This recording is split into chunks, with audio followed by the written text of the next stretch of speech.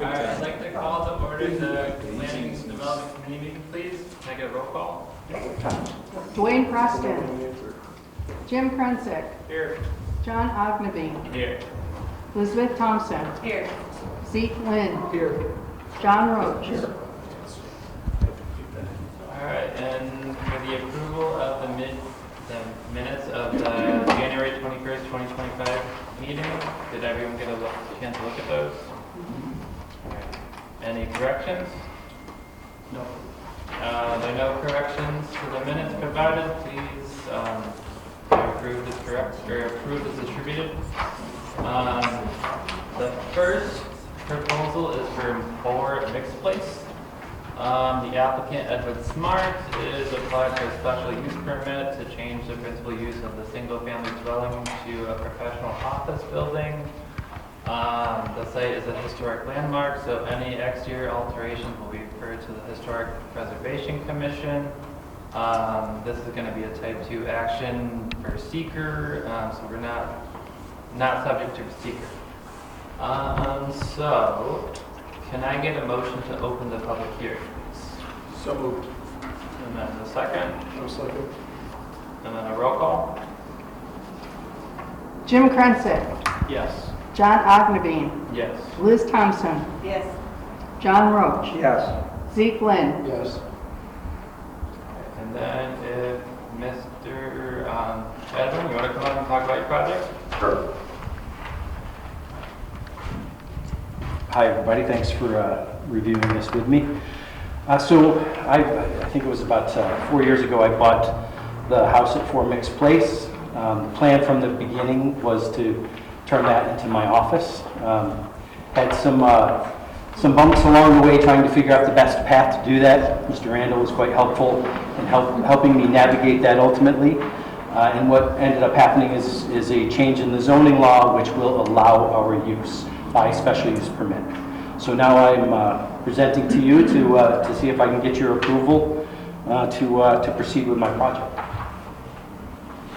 I think the packet contains a full set of drawings with the relevant information that is required by the BATAVIA Municipal Code. I have some renderings there that show what we're planning to do inside, I believe, outside, and I believe inside as well. I'm not 100% certain. I do have some images if you guys were interested in that, but I don't think it's really relevant for the special use permit. So if you have any questions of me, I'm happy to answer anything. Yeah, just for the, trying to track down some history of it. So the actual zoning language was changed for this R1A district? So I remember rezoning came up a couple times in the past. Yes, it was. Yeah, so it was added to the special use permits. Okay. So zoning did not change. It was in addition to the special use permits listed. Okay. I have one. You may or may not have seen that letter from the neighbor. Not sure which neighbor. He has not seen that letter. Oh, there's a letter, next door neighbor who's got a pool in the backyard and is a little concerned over the driveway and parking being too close. Exactly, yeah, how close will your driveway and parking be to that fence? So it's a neighbor with the pool. I don't know which property it is. The property owner identifies 37 Ellick Avenue, which I think would be the northeast corner where there's the jog in the property. Okay, all right. She's highlighted in yellow on the area for concern. Yeah. So I have some dimensions on the site plan drawing that show the distance from the property line and from the fenced area. So I don't know which the address is, but the one that I guess shares the longest part of the east boundary with me, there's a 6-foot high vinyl fence there.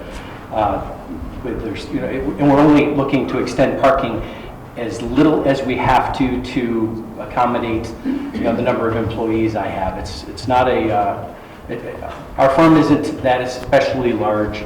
I have 10 full-time employees. Of those 10, One lives in Phoenix, Arizona, and 2 of them live in the Syracuse area. The 2 from Syracuse come in once a week. Again, it's just not a high impact. I did write a letter to all of the neighbors previously and let them know what my intentions were. And in that letter, I explained to them that there's not a lot of coming and going at our office. We probably only have maybe 1 or 2 clients visit us a month. Most of the time we're going to the field to project sites. When my employees get there, they don't really go out a lot. There's not a lot of coming and going, and we work normal business hours. So it's not like people are going to be pulling in at 9, 10, 11 at night. It's it's a place of business with our operating hours being primarily 8:30 to 5. So again, regarding the distance from the property line, I believe we're set at 10 foot along the closest point. And there is an existing stockade fence there. And I'm not sure if that's the neighbor that we're referring to. So I would be looking to just take that screening that is there that satisfies the requirement for screening and make sure that just is properly maintained. I believe it's on the neighbor's property, so it would be their fence, but if ever something was to happen with that, I would certainly cooperate with them to make sure that we're properly screening them. How many parking spaces are there total? I'm showing 12 spaces. 12 spaces? Yes. Weren't you eliminating the 2 in the front yard? We did, yes. And I extended them toward the back. We just extended along that section and added the 2 spaces out there. Okay. There's not a minimum. We don't have those requirements. Well, I mean, we're going to want at least 1. A minimum is going to be 1 parking space per employee. Yeah. And those have been identified.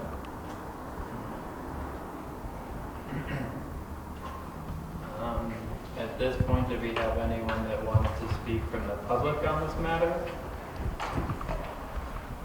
We did get a letter from 37 Ellicott Avenue, the resident signed by Ms. Jessica Langford, which is the letter that John was referring to about the parking issues up against the fence. But that is the only correspondence that we have gotten, correct? That's correct. We received it this morning. And county planning had looked at this project already? County, So I thought there was a recommendation regarding actually the shared fencing with some other property. so the county did recommend approval with they had no comment. They had no comments on any restrictions.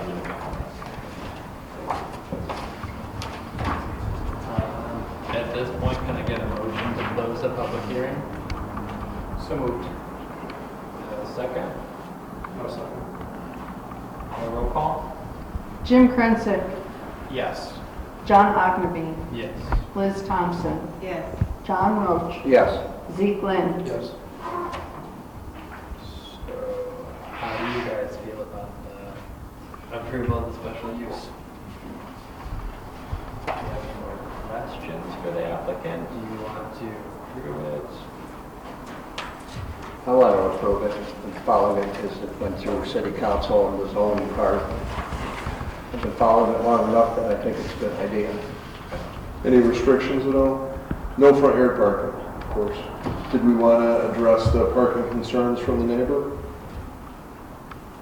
I'm trying to think if based on the way it's laid out right now, including having the 3 spots that are kind of in the, alongside the entrance into the property, I don't know how you could move some of the parking around and not create a similar issue, anywhere on the property, just the way it lays. Is there a tree that's going to get removed for those, switching those 2 parking spaces back towards the rear on the eastern property line? I don't believe there's a tree right there. My site plan might not show that. Yeah, it identifies a tree. Does it? And it is a tree in conflict? Here, bear with me. I can look on the drawing I have. Yeah, there are a lot of trees on that property, and some of them are not in the best of shape. Over the last few years, I have tended to the landscape and groomed some of those trees, and there's some that will probably have to be removed because they're dying. But I intend to keep as many trees as I can. Yeah, I'm not planning to remove any trees right there. So are there three, so right now, Yeah. there's 2 parking spaces designed in the front yard along that eastern property line. One would be in the side yard, which would be okay.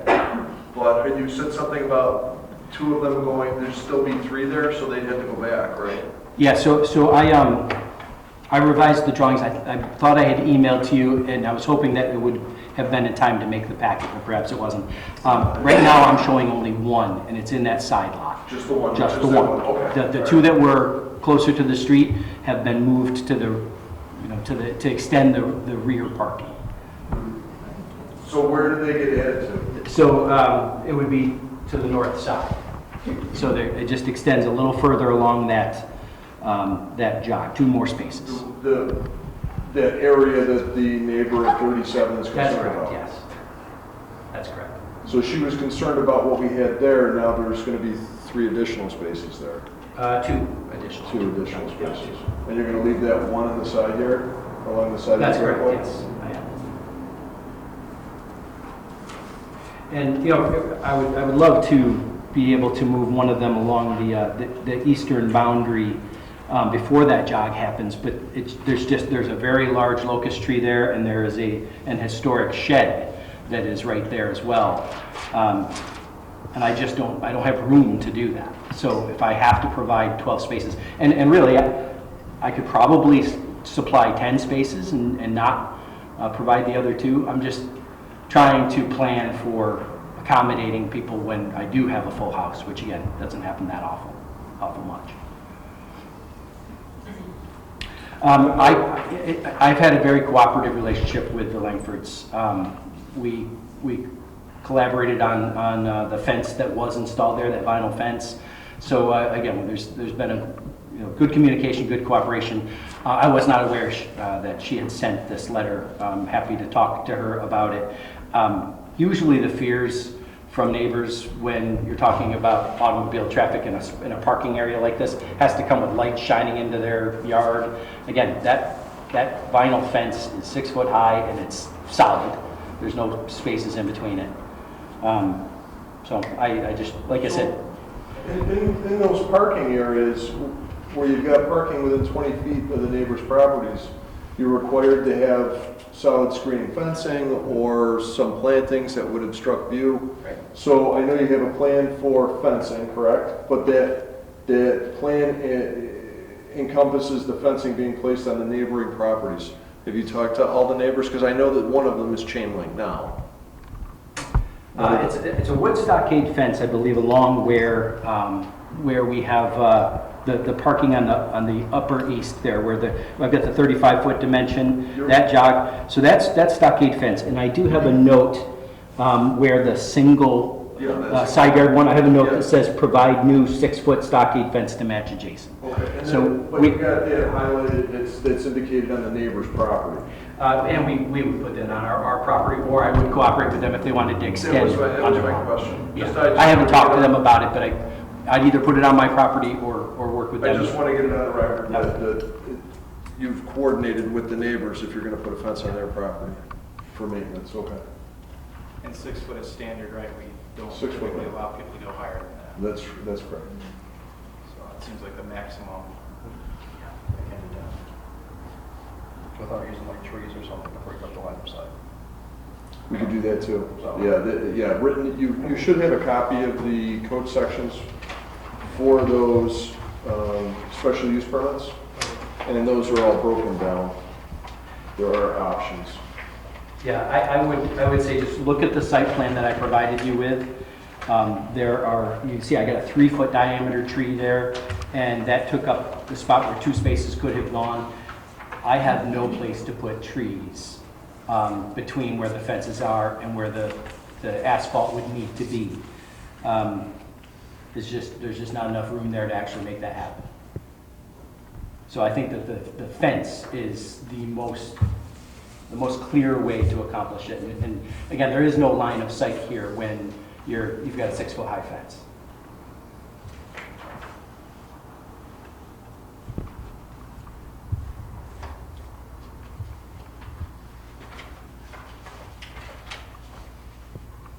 You're not adding any additional lighting other than residential lighting now, right? Correct.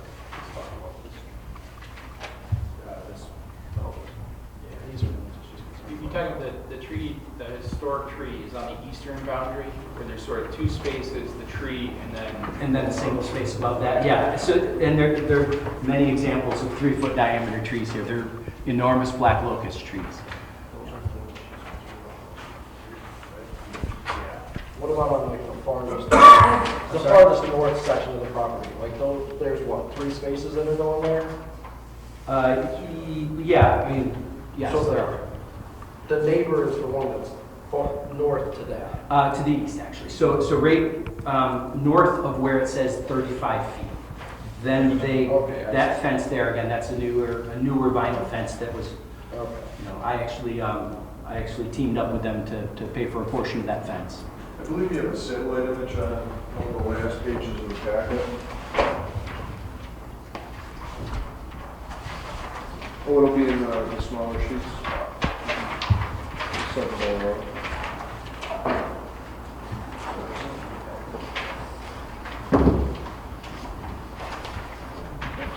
So this would be, Satellite image.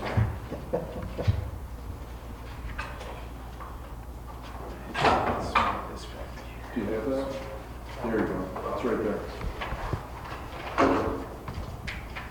And so that swimming pool, you see this one? Well, okay, I see. And then that fence, that's, So there really isn't any room. It looks like additional parking is actually back there. I guess which trees, or which parking spots she's concerned about. I think they would be across one. so look at the highlighted area on Yeah. that drawing there, that yellow. So is it, That's what she was concerned with, parking in that area. okay. So it's. And then, of course, she was not aware of the fact that there's going to be 3 additional Behind, spaces. which I'm- Two additional spaces. Bob. Yeah, two. So it'll go even further Right. into her yard. They'll probably be about even with her swimming pool, Right, which would be. and that was her concern. Yeah. So definitely trees along that part. Right. I think the challenge though is if I the get- street is there, to have the extra 2 spaces, it's either turning around and trying to put them in the back of the lot, or you still have, it would basically cause through traffic in that same area Yeah. versus parking. And one of the things I'm striving to do here is maintain the residential character of the property. Yeah.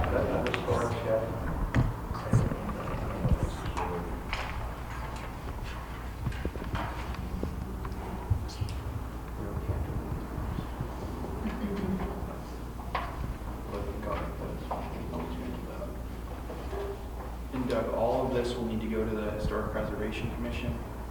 The amount of pavement, parking spot locations. Exterior changes will, yeah. Are we making a recommendation to this, or we're making our action and they also review? Right. They wouldn't be involved for the parking or anything, would they? They could be, yeah, for the parking lot, because it affects the property. And it's a historic property, so they could, any exterior change could. We're going to approve what we have based on your recommendations, and then it will go to the Historic Preservation Commission, who, if they say, all right, you can put a parking lot, but we don't want your parking lot just like that. We want it over here, away from the neighbor. Who knows what they're going to say? But they're most likely going to want it hidden. The way it's designed now, it would be hidden from the front. So we've looked at it, we've said adding the siding and fencing as basically laid out to share with the adjoining property owners. Was there anything else we wanted to add in? Well, all we can do is make sure that they have the fencing that's required. Right. You know, it would be a deal that he would have to work out with the neighbors if he wanted to put it on the neighbor's property versus on his property based on the trees. I know that there's several trees down there. So that he can keep the trees. That would be between them. If the neighbor doesn't work out the deal, then he's got to put that fence on his property. Whatever you do, I would recommend that it just include the requirements for the screening, protective screening that is spelled out in the special use permit requirements. How he works that out would be up to him and his neighbors. And then maintain would be an important word to use. In case the fence falls down, he's got to put it back up.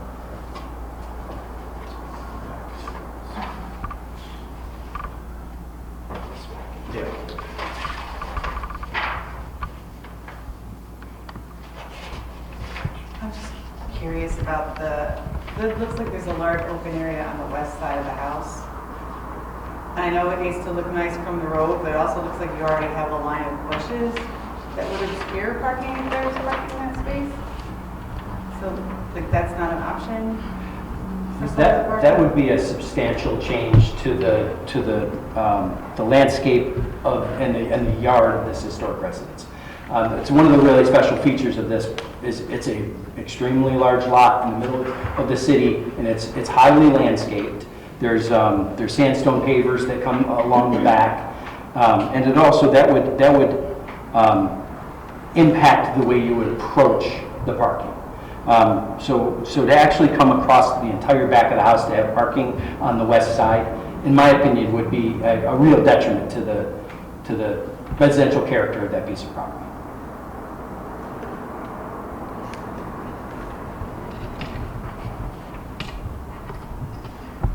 What if you rotated the parking so that it was parallel with the street rather than perpendicular now? So that the headlights, if you pulled up and around the building, the headlights shine forward instead of on the neighboring properties. Could that work? I think it would do exactly the same thing as what I was just mentioning. It would basically bisect the entire property, front and back. Where right now, from basically Mixed Place along the west side of the property, it extends back 400 feet. And again, it's pretty heavily landscaped. You can see we've got this beautiful gazebo in the back, and there's another historic existing shed there. I just think that would, I think it would. Those are way back. They are. They are. I think that what you're proposing would actually increase the headlight spray that would happen as people come around. Now again, I'm talking about headlights here, but we only worry about that for maybe a month and a half when we're getting dark at 4:45. The rest of the time we're not really talking about headlights. How wide's the house?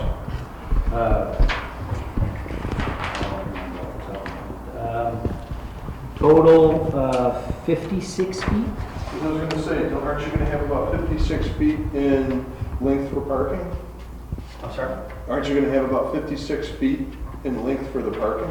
You've got 8 foot wide or 9 foot wide parking spaces? No, that length is greater than that. 1, 2, 3, 4.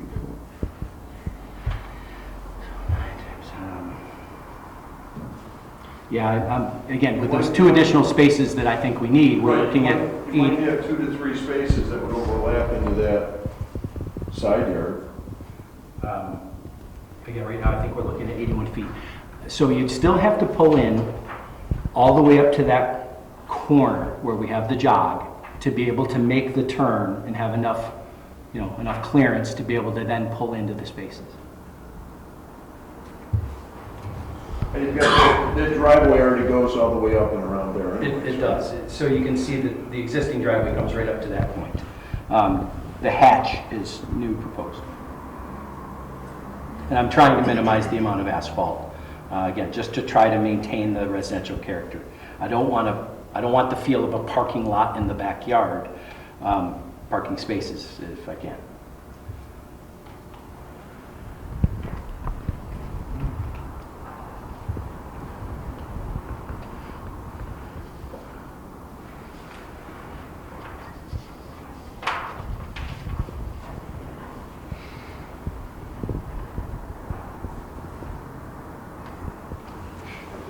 I guess the issue that I see is that if she already has a problem with the parking spaces that she knows about, she's going to have more of a problem with the 2 parking spaces that she doesn't know about. I'm okay removing a couple of spaces. I mean, if that's You still what. have to have enough to have. Pardon me? Well, you still have to have enough for your employees. Right, and that would put me at the bare minimum, and we'd make accommodations if we had a full house and had a guest that came, we'd figure that out. But, because again, this isn't something where I'm worried, it's not accommodating the public coming and going freely. This is people coming to sit in a chair for roughly, 8 hours, so.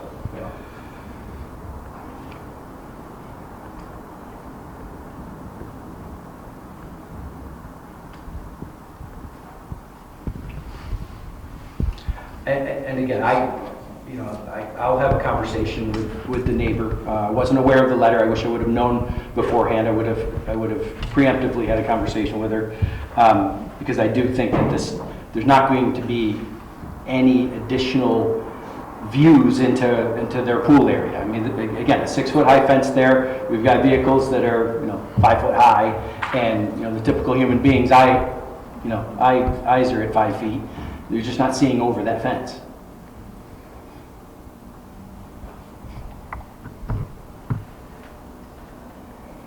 Maybe we can put a limiting bar, make sure nobody with a big truck pulls in.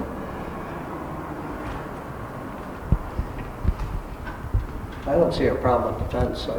My neighbor's got one of those 6-foot solid vinyl fences. He's got a pole, and I can't see it, period.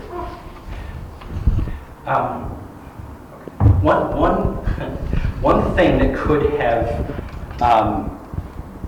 had her write this letter is we did have we had an open house party to celebrate 20 years in business, and we parked against that fence. So people were coming around. It was night. It was in October, and the party went till 2 hours after dark, and people were coming in and turning toward that fence and parking basically on the opposite side of where I'm showing parking in this. So and again, it was a pretty good sized party, so people were down along that. Again, it was just a little open house that we did where people could see some renderings, and we had some food outside. So I think that might have been an experience where she looked at it and said, okay, that's quite a few vehicles parking along our fence, and it was at night. So that might have caused her some alarm, but that was a very special occasion. It's not anything that we do regularly. Maybe next when we have 40 years in business, we'll do it again. The primary concerns that she listed in the letter was privacy and the potential damage to the fence and their property. And we mentioned the privacy experience with fences that high. Is there any chance that anything additional could be installed between the spaces and the fences to prevent damage? Like bollards or something? Like a guardrail or bollards? Bollards, speaking from experience. The concrete, we call them tar guards you see in parking lots. Stop a car from maybe 2-3 feet from the fence from getting too close. Yeah, no vehicles are parking against that fence in this scheme. How far is the offset between the fence and that parking spot? I guess that part, the parking spot in the corner, and then the 2 parking spots that you're potentially putting. Where they're parking to the fence is probably right around 23, 24 feet. Well, how far from the fence? That's what I'm saying, about 23, 24 feet for the edge of the parking space, the closest edge.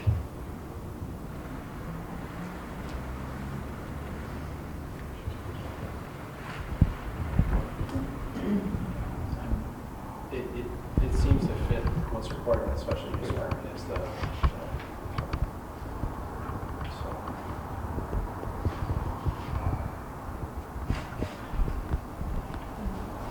for lack of other action, I would make the motion for the special use permit that it was consistent with the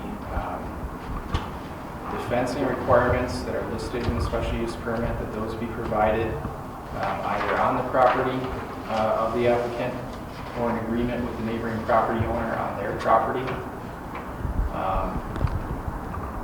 If that is something that we would want to make contingent approval of, that is worked out, so be it. But I think that's based on the way the special use permit's laid out and the way the site's laid out. I think that would be the appropriate action. Providing historic preservation make all the approvals they need. Mm-hmm. No parking in the front yard? No. I'll second that. And then a roll call. Just a sec here. With the additional 2 parking spaces in the back or not? What? I don't think so, personally. Because I know that was something we were talking about. You said you were more than willing to eliminate those 2. The additional To ones. eliminate them, I think they should be eliminated. So, And that reduces the parking spaces to 10 instead of 12, and that still meets the requirement of the number of employees, understanding that as a business you may have additional people come in. If that change is agreeable. The driveway may be potentially wide enough to have a car or 2 in the driveway, if necessary. It is, yes. Have a little room for overflow. Do you need another run through? Yep, yep. Let's do it for clarification. All right, so the motion is for approval of special use permit, provided that we have the approval of the historic preservation, sorry, I don't have it in front of the commission, as well as the project meets our requirements of special use permit for fencing along the neighboring property lines, the reduction to the 10 parking spaces. I think that was, is that our entire list? And then a second. And John seconded? And then just a roll call. Jim Krensick, Yes. John Ognebeen, Yes. Liz Thompson, Yes. John Roach, Yes. Zeke Lynn. yes. Okay, you're all done. Great, thank you very much. All right, and our next proposal is for 54 Cedar Street.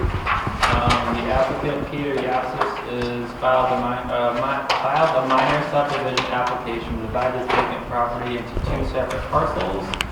One is going to be 1.004 acres and the other is 6.208 acres.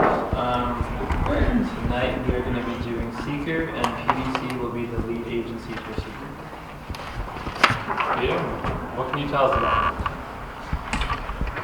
Guy would be here, but he's in much warmer weather, I think. So he sent me. Several years ago, before I bought it, I think what he told me was, back when Jason Molino Day, and their attorney, before it went out for taxes, he told me that he had a deal that he was going to buy the thing, the whole parcel, 7.2, whatever it is. And I bought it for an Adela Pennis, not knowing that he had going on. So I bought it, and we've always talked, he'd like to square up his property a little bit with that. At one point, I was before you folks, and we were going to put storage units there. Well, then they wanted to put methane monitors in each building, and it was going to be crazy.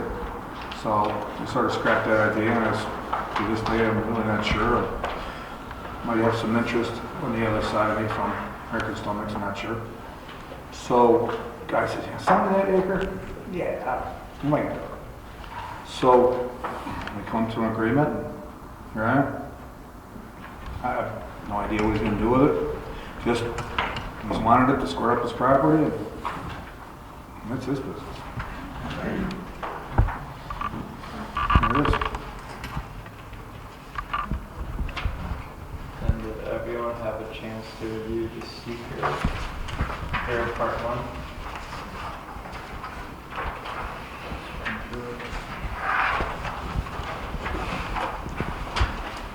You can see the boundary lines are, right with their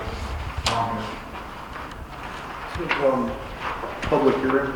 We don't need one. Oh, that's right, it's minor Minor subdivision. subdivision. All right, so I think we discuss first before we do secret.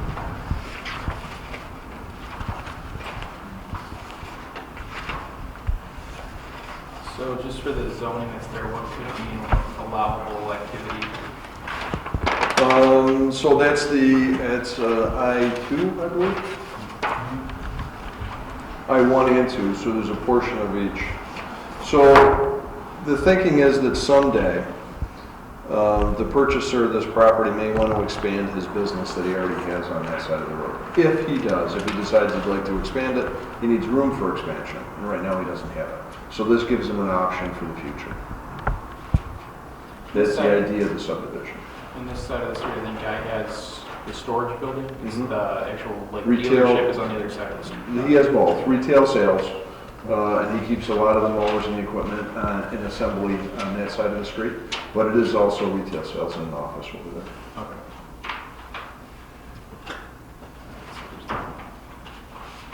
Those will change.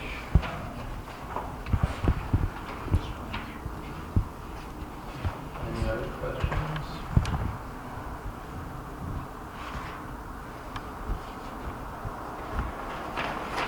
Then at this point, we'll start phase 2 of the environmental assessment form, the impact statement. Will the proposed action create a minimal conflict with the adopted land use, planning, or zoning regulations? No. Will the proposed action result in change in the use or intensity of the land? No. Will the proposed actions impair the character or quality of the existing community? No. Will the proposed action have an impact on the environmental characteristics that cause the establishment of the critical environmental area? No. Will the proposed action result in adverse change in the existing level of traffic or affect existing infrastructure for mass transit, biking, or walkway? No. Will the proposed action cause an increase in the use of energy and it fails to incorporate reasonably available energy conservation or renewable energy opportunities? No. Will the proposed action impact existing public-private water supplies? No. Public-private wastewater treatment? No. Will the proposed action impair the character, quality of important historic, archaeological, architecture, aesthetic resources? No. Will the proposed action result in adverse change to natural resources? No. Will the proposed action result in an increase in the potential for erosion, flooding, or drainage problems? No. Will the proposed action create a hazard to environmental resources or human health? No.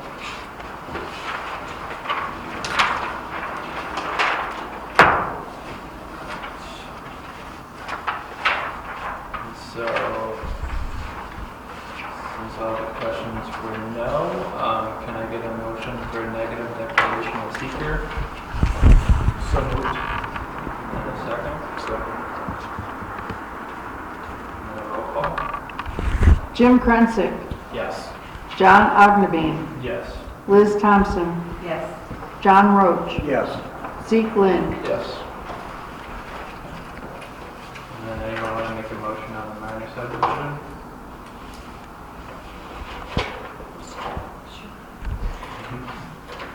Motion to approve?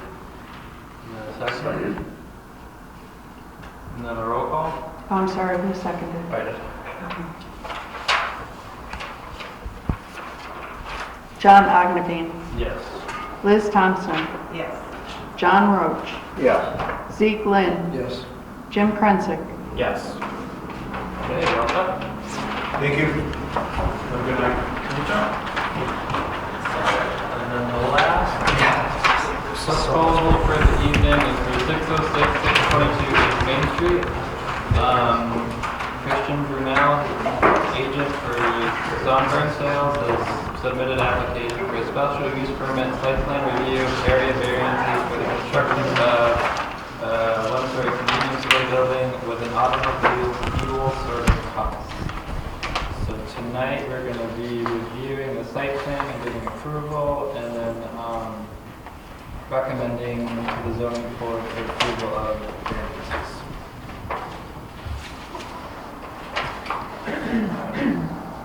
And do you want to... Yeah. Good evening, Christian Brunelle, Senior Executive Vice President of Byrne Dairy. Thanks for having me this evening. In front of you earlier, I laid out a set of revised site plans. Also submitted a full set of site plans, construction ready, to Doug earlier, along with a completed SWIP by my engineer. Real quick, I'm just going to hit the changes from my last site plan. Since then, I did attend a Genesee County Planning Board meeting on February 13th last week.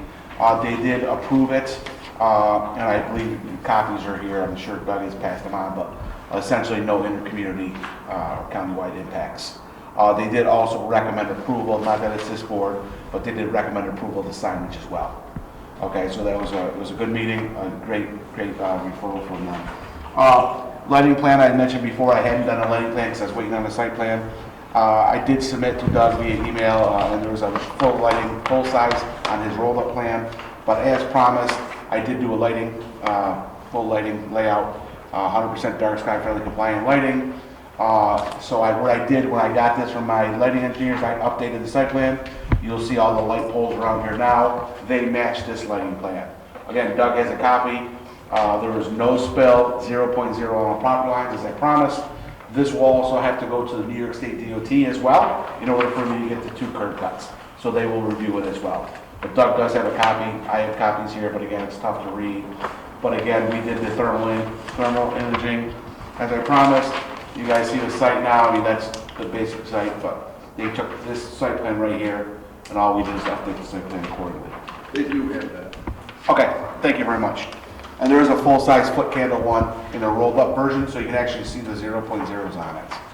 Okay, so that being said, the board had asked along the eastern property line, along here, between the gym, there was nothing there besides grass, and the board had mentioned, in regards to trash or whatnot.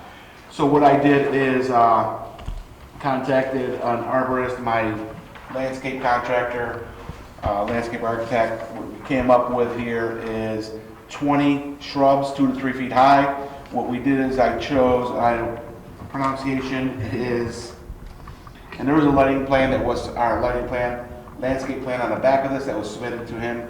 But those are Ilex crenata compacta. Basically what they are is compact hollies. And I wanted a picture for the board. This is what you're looking for.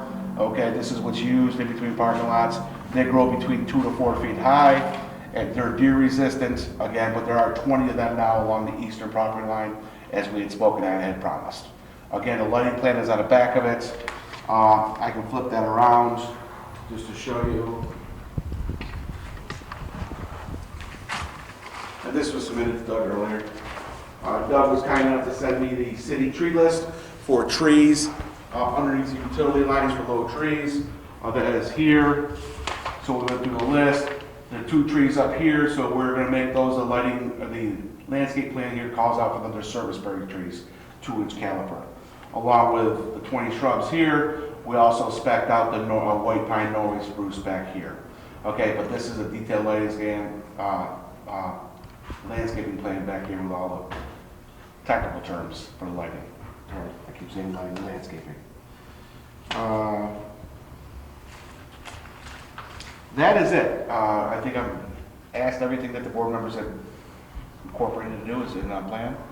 And no changes in this site plan from what we saw last month in terms of building placement, where people would be parking, driving, getting gas? Nothing. Okay. Nothing. Still same number of parking spaces, same orientation. Nothing moved. Okay.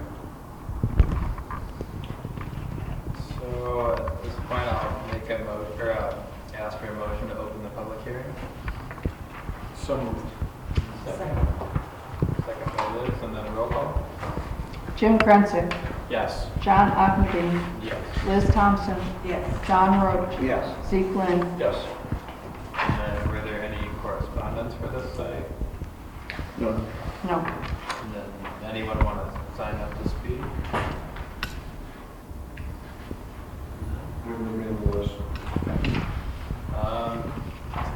So I'll make a motion, or ask for a motion to close the public hearing. So moved. Second by Liz, and then a roll call.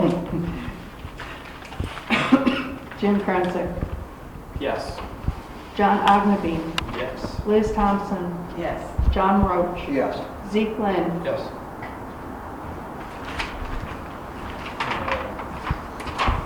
Do we have any other questions about those? Seems responsive to everything we asked for at the last meeting. Yeah.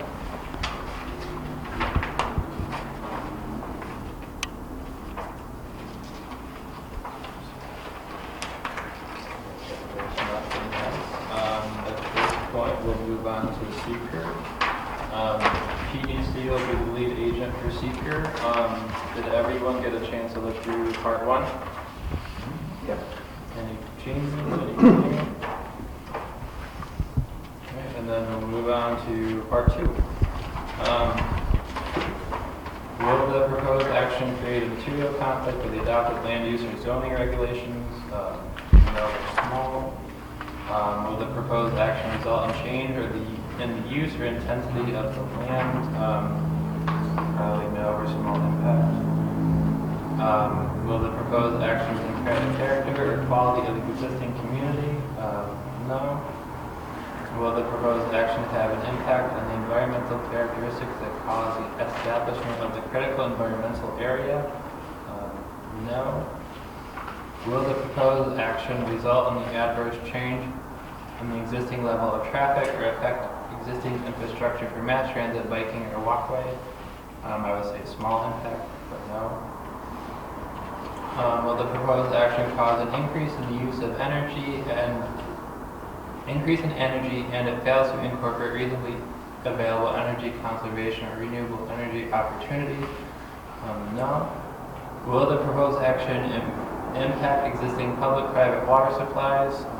No. Public-private wastewater treatment utilities? No. Will the proposed action impair the character or quality of important historic, archaeological, architecture, aesthetic resources?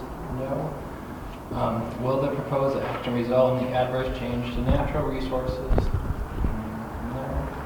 Will the proposed action result in the increase in the potential for erosions, flooding, or drainage problems? No. Will the proposed action create a hazard to environmental resources or human health? No.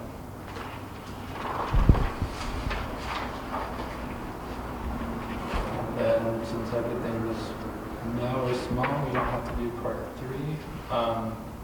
And then can I get a motion for approval of negative declaration of seeker? I'll make that motion. Do you have a second? Second.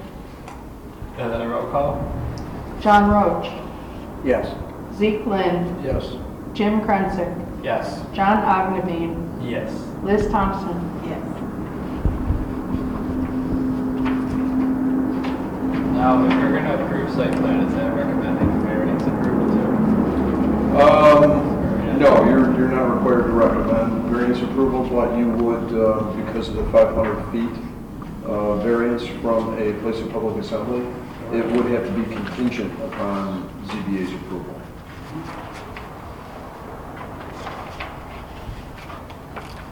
So we're going to make a motion for the site plan. Does anyone want to make that motion contingent on ZBA approval? I'll make it. And then a second. A roll call? Zeke Lynn, Yes. Jim Krensick, Yes. John Ognebeen, Yes. Liz Thompson, Yes. and John Roach. Yes. And then we also need to make a motion on the special use permit. Do you want to approve the special use permit? Yeah. And then a second. I'll second it. And then a roll call? Liz Thompson, Yes. John Roach, Yes. Zeke Lynn, Yes. Jim Krensick, Yes. John Ognebeen. Yes. And then that's it for this one, right? Good. Yeah, so you're good? Yeah, awesome, thank you, thank you for your time. Thank you. And the next meeting of the Planning and Development Committee meeting will be March 18th in 2025.